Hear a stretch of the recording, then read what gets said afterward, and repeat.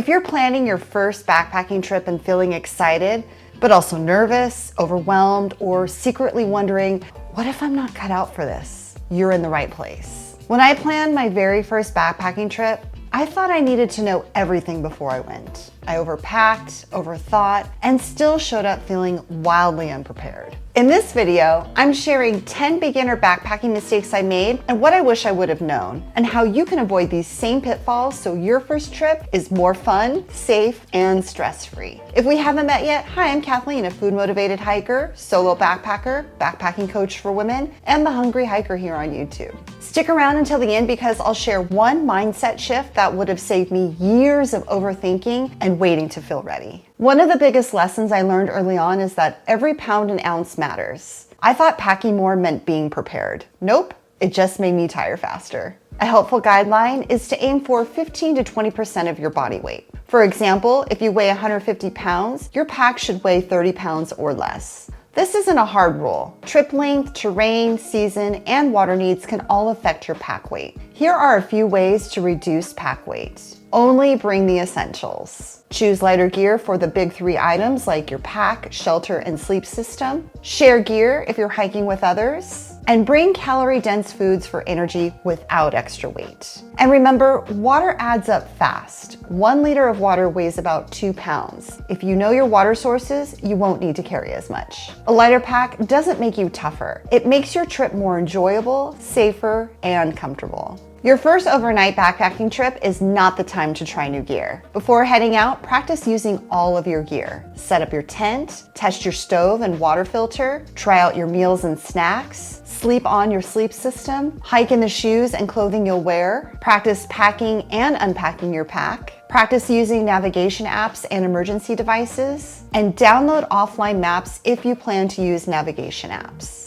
Pitch your tent in your yard, filter water, boil water in your stove, practice packing and unpacking your pack, and make sure everything in your pack feels familiar. Familiarity equals confidence. When you know your gear, your first trip will feel safer and you'll have more fun. Don't pack what you think backpackers eat. Bring food you'll actually enjoy. Beginner me used to pack food I thought backpackers were supposed to eat. Then by day 2 of my trip, I hated all of the food I brought. Now, the food I bring on any backpacking trip, no matter how long or short the trip might be, is always based on what I'm currently craving and what I know I'll actually want while I'm out on trail. If I'm not excited about the food in my pack, I'm way less likely to eat it, and then that food just becomes dead weight in my pack. Eating enough on trail isn't just about comfort. It's also about energy, focus, and safety. When you're planning your trail menu, think about the foods you already love and eat at home, including a mix of meals and snacks, not just protein bars, calorie-dense foods that don't weigh a lot, and things you'll want to eat even when you're tired or stressed. You don't need perfect backpacking meals. You need food that sounds good when you're hungry. When you're excited about your food, you're more likely to eat it, and that helps keep you stay fueled and happy during your trip. I didn't realize how much mental stress came from not knowing where my next water source was. Because when you're unsure, you tend to overcompensate, and that usually means carrying way more water than you need. And water adds up fast. 1 liter of water weighs about 2 pounds. If you know you have reliable water sources along the way or are camping near a reliable water source, you don't need to carry as much. And that can make a huge difference in how your pack feels. Before your trip, take some time to plan your water. Use navigation apps or maps to locate streams, lakes, and springs. Check recent comments or trip reports to see if those water sources are actually flowing. Remember that water can be seasonal, especially late in the summer. And if you're unsure, you can always call a local ranger station for current conditions. And no matter what, always carry a water filter or treatment system and know how to use it. When you know your water sources, you can focus on hiking and enjoying your trip instead of worrying about running out of water. No one really talks about this online, but it matters more than you think. Knowing how to pee and poop responsibly outside can remove a huge layer of stress, especially on your first backpacking trip. Before you go, it helps to understand the basics. Find a spot about 200 feet or roughly 200 steps away from water, trails, and campsites. Pick a place where people are unlikely to walk or camp. Dig a cat hole about 6 to 8 inches deep and 4 to 6 inches wide. Do your business in the hole and bury it when you're done. And pack out all used toilet paper, wipes, or feminine products. To make this easier, I keep a small organized poop kit in my pack. It has all the essentials I need, like a lightweight trowel for digging, portable wipes I use as TP for when I poop, a Kula cloth I use for when I pee, hand sanitizer and powdered soap, and optional items like a menstrual cup or a wag bag for sensitive areas or when hiking over snow. Having a poop kit helps keep everything you need in one bright, easy to find bag. This way, you can handle the bathroom like a pro without the stress. Practice using your poop kit and going to the bathroom outside at home or on a short hike before going on your first backpacking trip. This will help remove stress and awkwardness, leaving you feeling more confident and having one less thing to worry about on your trip. One mistake I made as a beginner backpacker was not making navigation a priority. Learning how to read a map, use a compass, or use a digital navigation app before you're out on trail can help create confidence in knowing you can stay found while you're out there. Once I invested time in learning navigation skills, I was able to plan trips I wanted to go on, explore areas I hadn't been to before, and feel confident staying found even when the trail wasn't familiar to me. To start building your own confidence, consider taking a basic navigation course either online or in person. Learn how to read a map and use a compass. Or pick a digital navigation tool like Onyx Backcountry or Guide GPS and practice using it. And digital navigation apps aren't just for on-trail navigation. They're fantastic trip planning tools too. You can plot your route, check for water sources, and even mark campsites before you leave home. No matter which system you use, pick one, learn it, and practice using it before your next trip. This small step will help give you confidence, reduce anxiety, and open the doors to exploring new-to-you trails.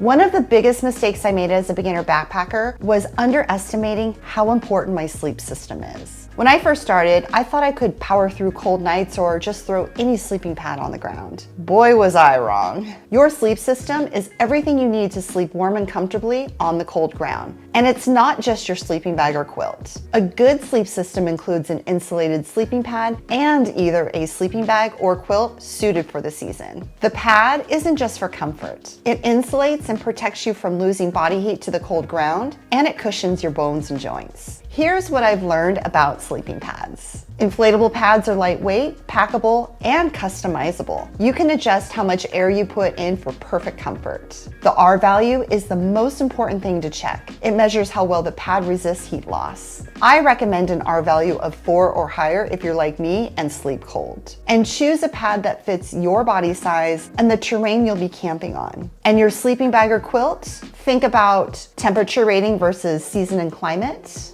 down versus synthetic fill, and weight and packability. Finding your perfect sleep system often takes trial and error. It took me 2 to 3 years to figure out mine, and I still upgraded last year to improve warmth and comfort even more. The takeaway here, don't skimp. A quality sleep system will help you sleep well, wake up feeling refreshed, and actually enjoy your backpacking trip. When I first started backpacking, the thought of seeing bears on trail used to scare me. But once I learned the systems, it was no longer about being afraid. It was about the control and safety. Here's what I want you to remember. Never keep food or scented items in your tent. When at camp, always store food and scented items 100 feet or more away in a hard-sided bear canister, approved bear box, or do a proper bear hang. And always cook and eat at least 200 feet from where you sleep. Here are some guidelines to follow for food storage in the backcountry. No smells in your tent. This includes food, wrappers, toothpaste, deodorant, and sunscreen. Keep all scented items at least 100 feet away from your sleeping area. Use approved safe storage methods like hard-sided bear canisters or metal bear boxes when they're available. Or do a bear hang, which should be 12 feet high, 5 feet from the tree trunk, and 5 feet below the branch, or use earth sacks and/or odor bags. You'll also want to always check local regulations to see which methods are approved for the area you plan on traveling in.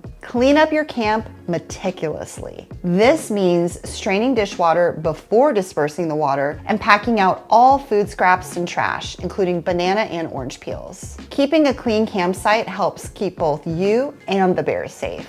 While you're hiking, make noise, talk, clap, or sing, especially in dense brush or in low visibility areas. Consider carrying bear spray. Keep it accessible and not buried in your pack. And if you do see a bear, stay calm, back away slowly, and avoid making eye contact. For any wildlife encounter, observe them from a distance. Always give animals plenty of space and never feed them. Following these simple guidelines can help you stay safe, keep wildlife safe, and ensure that bears don't become habituated to humans. Once you know these systems, you can focus on enjoying your hike instead of worrying about what's lurking in the trees. One of the biggest lessons I learned as a beginner backpacker is that backpacking is just as much of a mental challenge as a physical one. Here are some ways to build a strong mindset as a beginner backpacker. Start small and practice. Try going on a short hike with a day pack, then an overnight close to home. Each trip builds confidence and reduces anxiety about the unknown. Embrace discomfort. Things like being tired, carrying a heavy pack, or sleeping outside for the first time can be uncomfortable. Treat them as learning opportunities instead of failures. Positive self-talk. Remind yourself that you are capable.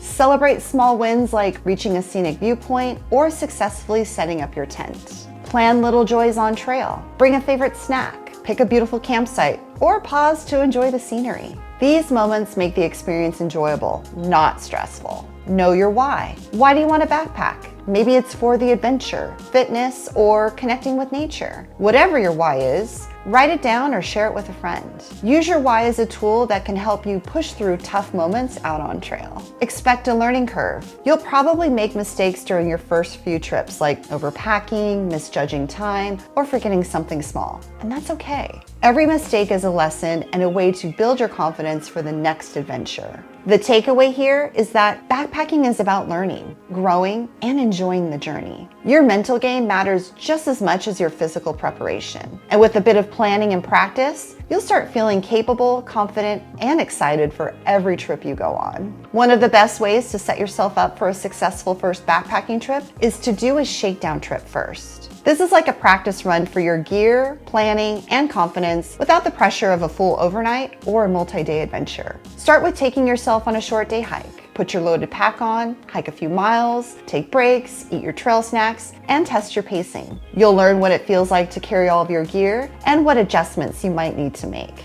Then, take yourself on an overnight backpacking trip close to home. Try car camping at an established campground. Set up your tent, test your sleep system, and spend the night in your tent. Since your car is nearby, you'll have a safety net if things feel uncomfortable. Practice using everything. Use your shakedown trip to practice packing and unpacking your pack, cooking your meals with your stove, filtering water, and setting up your tent and sleep system. The more familiar you are with your gear before your real trip, the more confident you'll feel when you're out there. Starting small is all about building confidence, not how many miles you hike. You don't need to hike 10 miles with a heavy pack on your first trip. Focus on becoming comfortable with using your gear, understanding your body on trail, and figuring out what works best for you. Think of your shakedown trip as a mini backpacking adventure that gives you all the lessons without the stress. By the time you go on your first real overnight or multi-day trip, you'll feel capable, confident, and ready to enjoy every step. And here's the one mindset shift I wish I had learned sooner because it would have saved me years of overthinking and waiting to feel ready. Confidence comes after action. Most beginner backpackers think they have to feel 100% ready before they go backpacking. They wait for complete certainty, calm nerves, or someone else's approval. They think confidence has to come before taking action, but that version of ready doesn't actually exist. The truth is, confidence usually shows up after you start doing the thing you're nervous about. Confidence is built one small step at a time. This is why doing things like going on a short hike, spending a night outdoors near home, or practicing using all of your gear can help prove that you can handle more than you think. Fear doesn't mean you're unprepared. You just need to feel prepared enough to start, and that's where the confidence begins. Which beginner backpacking tip was most helpful? Or what's the one thing you wish you would have known before your first backpacking trip? Tell me down in the comments below. If you want help building confidence and learning skills so you can finally start planning either your first or your next trip, check out my online backpacking program for women, the Confident Solo Female Backpacker System, which I'll include a link for down in the description below. And if you like this video and got some value out of it, make sure to hit the like button. Don't forget to subscribe to my YouTube channel for new videos each week and hit that bell icon to get notified each time new videos are posted. Thanks for watching, and I'll see you in the next one. Happy trails and keep on trucking.